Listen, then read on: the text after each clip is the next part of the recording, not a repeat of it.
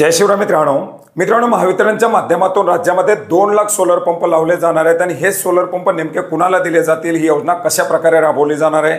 महाऊर्जाकडे already ज्या शेतकऱ्यांनी आपले अर्ज केलेले आहेत अशा महाऊर्जाकडे अर्ज केलेल्या शेतकऱ्यांचं पुढे काय होणार या संदर्भातील एक सविस्तर अशी माहिती अपडेट आजच्या व्हिडिओच्या माध्यमातून जाणून घेण्याचा प्रयत्न करणार आहोत।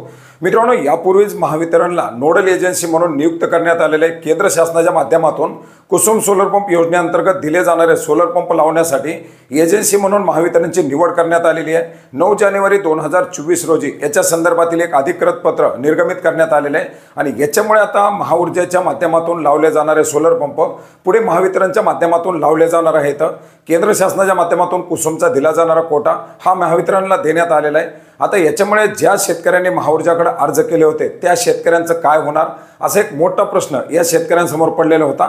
आणि मित्रांनो, याच्या संदर्भातील एक महत्त्वाचा असा GR 5 मार्च 2024 रोजी राज्य शासनाच्या माध्यमातून निर्गमित करण्यात आलेले आहे। पुढे योजना कशा प्रकारे राबवली जाणार आहे याच्या संदर्भातील एक शुद्धीपत्रक काढण्यात आलेलं आहे। मित्रांनो, याच्या संदर्भातील हा 5 मार्च 2024 चा GR आपण पाहू शकता। याच्यामध्ये आपण पाहू शकता केंद्र शासनाने नवीन मंजूर केलेल्या 1 लाख सोलर पंप हे महावितरणच्या माध्यमातून लावण्यासाठी 9 जानेवारी 2023 रोजी एक GR निर्गमित करण्यात आलेला होता आणि ज्या शेतकऱ्यांनी विजेच्या जोडणीसाठी अर्ज केलेले आहेत, कोटेशन भरलेले आहेत, अशा शेतकऱ्यांना महावितरणच्या माध्यमातून हे सोलर पंप दिले जाणार होते। याच्यानंतर 19 जानेवारी 2024 रोजी केंद्र शासनाच्या माध्यमातून महावितरणला पुढील योजना राबवण्यासाठी नोडल एजन्सी म्हणून जाहीर केलेले आहे आणि मंजूर केलेले जे 2 लाख पंप आहेत ते या ठिकाणी पुढे लावण्यासाठी मंजुरी देण्यात आलेली आहे। परंतु याच्यामध्ये ज्या शेतकऱ्यांनी आपल्या विजेची मागणी केलेली आहे याच्याबरोबर बऱ्याच साऱ्या शेतकऱ्यांनी PM कुसुम घटक ब च्या पोर्टलवरती अर्ज केलेले आहेत। आता अशा शेतकऱ्यांसाठी आणि पेड पेंडिंगसाठी हे 2 लाख सोलर पंप लावले जाणार आहेत आणि ज्या शेतकऱ्यांनी आतापर्यंत अर्ज केलेले आहेत अशा अर्ज प्राप्त झालेल्या शेतकऱ्यांना ज्येष्ठतेनुसार आणि योजनेच्या निकषानुसार महावितरणच्या माध्यमातून हे सोलर पंप लावले जाणार आहेत आणि याच्यासाठी काही शुद्धीपत्रक याच्यामध्ये काढण्यात आलेले आहेत।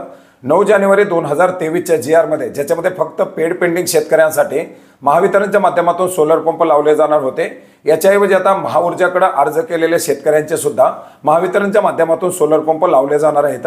याच्यासाठी महाऊर्जाने PM कुसुम घटक ब साठीच्या पोर्टलवरती महावितरण कंपनीला तातडीने ॲक्सेस द्यावा।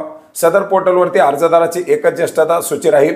सदर ज्येष्ठता सूचीनुसार महाऊर्जा व महावितरण कंपनी यांनी अर्जदाराची सौर पंप वाटपासाठी निवड करायची आहे आणि त्यानुसार पोर्टलमध्ये आवश्यक ते तांत्रिक बदल तातडीने करायचे आहेत। अर्थात महाऊर्जाकडे जे अर्ज केलेले आहेत हेच अर्ज ज्येष्ठतेनुसार याच्यामध्ये पात्र केले जाणार आहेत। आता महावितरण असेल किंवा महाऊर्जा असेल यांच्या माध्यमातून सोलर पंपाचं इन्स्टॉलेशन केल्यानंतर शेतकऱ्यांना तो सोलर पंप दुसऱ्याला हस्तांतरित करता येणार नाही किंवा विकता येणार नाही आणि असं जर केलं तर ते एक गुन्हा देखील असणार आहे। अशा प्रकारच्या सूचना देखील याच्यामध्ये देण्यात आलेल्या आहेत। त्याच्यामुळे महावितरणच्या माध्यमातून पेड पेंडिंग शेतकऱ्यांसाठी जे 1 लाख सोलर पंप लावले जाणार होते त्याचबरोबर दुसरे जे 1 लाख सोलर पंप आहेत ते सुद्धा जे महाऊर्जाकडे अर्ज केलेले कुसुमच्या अंतर्गत अर्ज केलेले शेतकरी आहेत त्या शेतकऱ्यांना या ठिकाणी लावले जाणार आहेत। आता ज्या शेतकऱ्यांच्या याद्या फायनल झालेल्या आहेत, जे शेतकरी ज्येष्ठतेनुसार वरती आहेत अशा शेतकऱ्यांना सुद्धा आता महावितरणच्या माध्यमातून पात्र करून पुढील प्रक्रियेमध्ये समावेश केला जाईल आणि याच्या संदर्भातील मंजुरी या GRच्या माध्यमातून देण्यात आलेली आहे। मित्रांनो, एकंदरीत 2 लाख सोलर पंप महावितरणकडून लावले जाणार आहेत। याच्यामध्ये आतापर्यंत फक्त 20 ते 25 हजार शेतकऱ्यांनी आपली पेड पेंडिंग म्हणून होकार देऊन सहमती दर्शवलेली आहे। उर्वरित साधारणपणे 1,80,000पेक्षा जास्त पंप सुद्धा हे नवीन शेतकऱ्यांना या ठिकाणी मिळू शकतात। याचबरोबर आता शासनाच्या माध्यमातून मागेल त्याला सोलर ही योजना सुद्धा राबवण्याची तयारी दाखवण्यात आलेली आहे। त्याच्यामध्ये सुद्धा काही शेतकरी आणखी नव्यानं पात्र होऊ शकतात आणि याच्या संदर्भातील जे अपडेट येत राहतील ते अपडेट आपण वेळोवेळी जाणून घेण्याचा प्रयत्न करूयात। भेटूयात नवीन माहितीसह नवीन अपडेटसह। धन्यवाद।